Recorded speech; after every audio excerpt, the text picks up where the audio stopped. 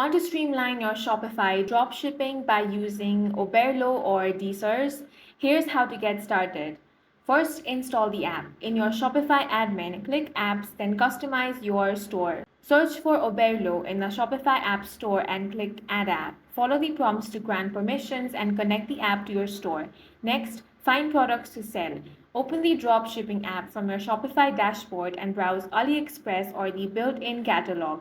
Use filters for category, supplier rating, and shipping options to zero in on reliable products. When you find an item you like, click Import to Store or Add to Import List. Then customize and publish.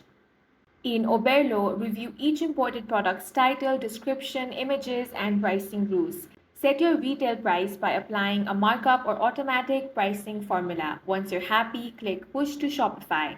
Finally, fulfill orders automatically. When a customer places an order in Shopify, open the dropshipping app, click Order or Place Order, and confirm the AliExpress order details. The supplier ships directly to your customer and the tracking information syncs back to Shopify so you can update the customer automatically.